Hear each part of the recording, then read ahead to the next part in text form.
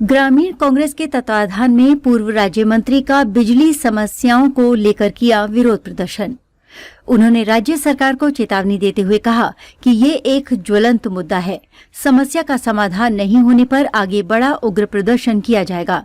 शहर की जनहित की समस्या के विरोध प्रदर्शन के लिए भी कार्यकर्ता तैयार। राज्य की पर्ची सरकार विद्युत प्रबंधन में पूरी तरह फेल। कलेक्ट्री पर मानव श्रृंखला बनाकर मुख्यमंत्री भजनलाल शर्मा का पुतला फूंककर विरोध प्रदर्शन किया। मात्र 6 घंटे की तैयारी में बड़ी संख्या में कार्यकर्ता मौजूद रहे।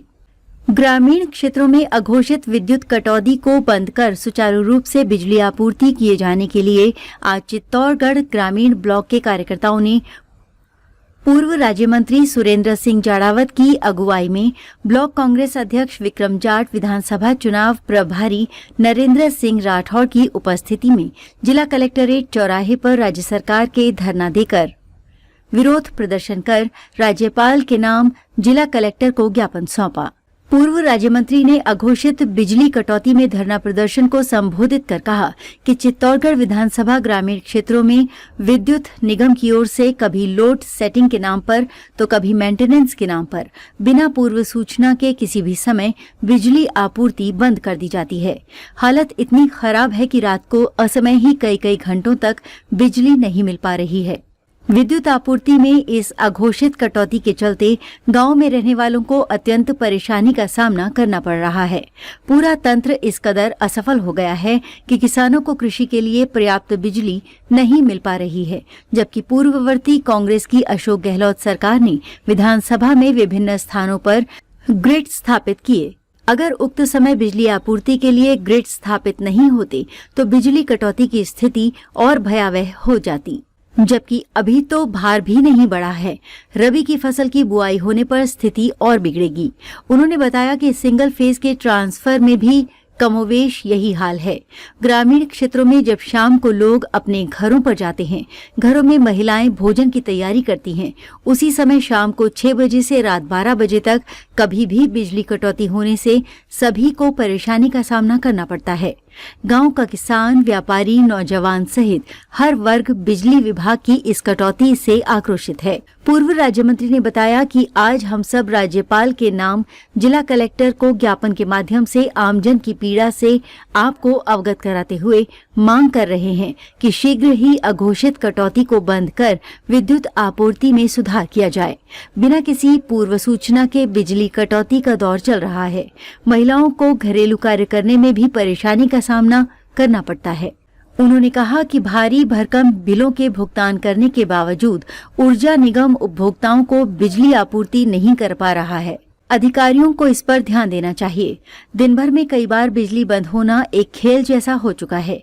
बिजली कब आएगी और कब जाएगी, इसका कोई ठिकाना नहीं रहता। यहाँ तक कि कटौती के बावजूद भी हर महीने बिजली का भारी भरकम बिल आ रहा है। आम जनता की कमर तोड़ने के लिए प्रदेश की भाजपा सरकार ने एक और प्रहार फ्यूज सरचार्ज व फिक्स चार्ज की राशि में बढ़ोतरी करने का लिया है, जिससे आम जनता, किसान व व्यापारी पूरी तरह से उद्वेलित हो रहे हैं। फ्यूज सरचार्ज को पूर्ववर्ती संवेदनशील गरीब हितैषी कांग्रेस गहलोत सरकार ने अगस्त 2023 में आम जनता के हित में माफ किया था, किंतु इस गरीब, किसान व व्यापारी विरोधी सरकार ने पुनः लागू कर दिया है। राज्य की भजनलाल सरकार को बिजली कटौती समस्या का शीघ्र समाधान करना चाहिए। प्रवक्ता नवरत्न जी नगर ने बताया, धरने को प्रदेश सचिव रणजीत लोट, पूर्व पीसीसी सदस्य रामलाल जाट, जिला उपाध्यक्ष अभिमन्यु सिंह जाड़ावत, मंडल अध्यक्ष मोहन सिंह भाटी, आजाद पालीवाल, दिनेश सोनी, राजदीप सिंह राणावत, अर्जुन लाल रायका, महावीर सिंह डेलवास, विधानसभा अध्यक्ष छत्रपाल सिंह चौहान, पंचायत समिति सदस्य लक्ष्मी देवी रैगर, रवि राज सिंह जाड़ावत, ओम प्रकाश जाट, भगवत सिंह, कालूलाल जाट, रामस्वरूप जाट, पांडोली उप सरपंच गोरीलाल गुर्जर, राजू बैरागी, अकरम हुसैन, भरत जोशी, शुभम शर्मा ने भी संबोधित किया। अवसर पर सरपंच, पंचायत समिति सदस्य सहित बड़ी संख्या में अन्य जनप्रतिनिधि, पदाधिकारी, कार्यकर्ता मौजूद रहे। किए जा रहे हैं, आज क्या मौका है? जिस तरह से पिछले 7-8 दिन से पहले भी बिजली कटौती बहुत अधिक हुई, और अभी 6-7 दिन से तो हालात बेकाबू होने 2.5 से 3 घंटे दिन में बंद, शाम को जब खाना बनाने का वक्त आता है, किसान थका हुआ, महिलाएं थकी हुई खेतों से लौट करके आती है, तब अपने बिजली बंद और कोई समय नहीं होता। मेरे पास महिलाओं के फोन आए कि जाड़ा साहब कोई व्यवस्था करो, बच्चे परेशान है, मच्छर खा रहे हैं, जीव जंतु का डर है, आप कम से कम बिजली की व्यवस्था। तो आज मजबूरन हमारे 6 घंटे की तैयारी के अंदर हम लोगों ने ये धरना रखा कि सरकार को हम लोग आगाह करें, जिला कलेक्टर महोदय के माध्यम से राज्यपाल महोदय को ज्ञापन दें कि इस गूंगी बहरी सरकार को जागृत करें। लगभग 10-11 महीने सरकार हो गए, अभी ये हालात है। तो जब रबी की फसल की बुआई का वक्त आएगा, जब क्या हालत होगा? अभी तो आपका एग्रीकल्चर लोड शून्य है इनका, कहीं मोटरें नहीं चली, तो अभी तो फसल कटाई का टाइम है। उस वक्त अगर ये गाँव के अंदर स्थिति है, तो जब आपकी रबी की फसल के टाइम पर बुआई होगी, जब लोड पड़ेगा और इस बार मानसून अच्छा रहा है, तो निश्चित रूप से किसान बुआई पूरी की पूरी करेगा। तब स्थिति कितनी बिगड़ेगी? सरकार का मैनेजमेंट, इस जो 25 सरकार है, बजन लाल जी बाहर घूम रहे हैं, उनको कोई लेना देना नहीं। इनके जनप्रतिनिधि बार बार बिजली कटौती की बात उठा रहे, कोई सुनने वाला नहीं, कोई अधिकारी सुनने वाला नहीं। पहले हमारी हर बात सुनाई थी, तो आज विद्युत कटौती का 5 साल में भारतीय जनता पार्टी के लोगों ने कभी टेंट नहीं लगाया इस बात को लेकर। एक समस्या हम लोगों ने नहीं आने दी, लेकिन अभी तो समस्याओं का आलम बढ़ता जा रहा है। आप देख रहे हैं बिजली कितनी महंगी कर दी इन्होंने, स्थायी शुल्क बढ़ा दिया, फ्यूल सरचार्ज इन्होंने बढ़ा दिया। बिल देखना आपके आने वाले समय में बिल कितना आएगा। सोयाबीन के टीन के ऊपर 15 किलो का सोयाबीन के टीन पे 450 रुपये अभी आपके 10-15 दिन के अंदर बढ़े। गरीब को तो मारती जा रही है सरकार को। भी चल रहे हैं, रेत पर इन्होंने 3 विधायकों ने मिलकर शिकंजा कस लिया है। आने वाला समय बड़ा दुर्भाग्यपूर्ण है, दुखद है। तो मैं आप सबसे यही कहना चाहूंगा कि अगर कोई लोभ और लालच में पड़ना चाहता है तो अभी भी रास्ते खुले हैं। लोभ और लालच की दुकानें उधर खुली हैं। क्षणिक लोभ लालच में कोई पढ़कर उधर जाना चाहता है तो जाए, और चाहता है कि विधानसभा में आम जन के हित के लिए काम करना चाहता है। आम अपना घर परिवार चलाने के लिए रोजगार और पैसों की आवश्यकता सभी कार्यकर्ताओं को होती है। उतने में अगर कोई सीमित है और राजनीति करना चाहता है तो जाड़ाव साहब के नेतृत्व में कांग्रेस में रहे, और जो सिर्फ अपना घर बनना चाहता है तो अभी भी समय बिगड़ा नहीं है, भारतीय जनता पार्टी में जाए, लोभ लालच की दुकानों में अपनी सदस्यता ले ले। अगर सुख दुख के साथ क्षेत्र का विकास करना है तो जाड़ाव साहब के साथ ही रहना पड़ेगा। रूखी सूखी खाकर, जिस तरह से महाराणा प्रताप ने रूखी सूखी खाकर आन बान शान की लड़ाई लड़ी थी, अगर वही लड़ाई आप लड़ना चाहते हैं तो जाड़ाव साहब के साथ रहे, कंधे से कंधा मिलाकर, अन्यथा रास्ते सारे खुले हैं। अभी कई तरह के प्रलोभन हमारे नेताओं के बीच में आने लग गए, जाने लग गए हैं। कुछ स्वतः नाराज है, कुछ को नाराज किया जा रहा है या बताया जा रहा है। लेकिन मैं यहाँ कहना चाहूंगा कि अगर पिता कमजोर हो जाए तो भी पिता पिता ही रहेगा, उसको छोड़ा नहीं जा सकता है। जाड़ाव साहब तो अभी इतने कमजोर नहीं है कि उनको छोड़ने की हम कल्पना भी नहीं कर सकते हैं। अगर कांग्रेस में राजनीति करनी, किसी डॉक्टर ने पर्ची पर लिखकर नहीं दिया कि आपको राजनीति करनी है, अगर राजनीति करनी है कांग्रेस में, अगर राजनीति करनी है तो जाड़ाव साहब के साथ करनी है और जाड़ाव साहब के साथ ही खत्म करनी है। अगर इस सब के लिए आप तैयार हैं तो अगली बार इससे अधिक संख्या में हम लोग यहाँ उपस्थित हो, अपनी संख्या बल दिखाएं। आपकी संख्या बल आदरणीय जाड़ाव साहब को प्रदेश से लेकर केंद्र तक संगठन में मजबूत करेगा, गहलोत साहब को मजबूत करेगा। साथियों, एक बात और कहना चाहूंगा कि पिछले 10 साल में, 10-15 साल पूर्व जब राहुल गांधी जी राजनीति में सक्रिय हुए तो भारतीय जनता पार्टी को लगा कि ये युवा नेता उसकी जो सत्ता जैसे जैसे करके धर्म के नाम पर स्थापित हुई उसको डगमगा देगा। तो एक सोशल मीडिया पर पप्पू घोषित कर दिया, उनको मुख्य घोषित करने में कोई कमी नहीं छोड़ी। उन्हें हर तरह से मानसिक रूप से इतना प्रताड़ित किया कि वो उनकी जगह कोई दूसरा व्यक्ति होता तो राजनीति को नमस्त कर चुका होता। लेकिन ऐसे समय में भी कांग्रेस ने उनका साथ दिया, कंधे से कंधा मिलाकर साथ दिया, क्योंकि कांग्रेस ही जानती कि गांधी परिवार ने कांग्रेस को खड़ा किया, इस देश को आजादी दिलाई, आजादी में उसका मुख्य भूमिका थी।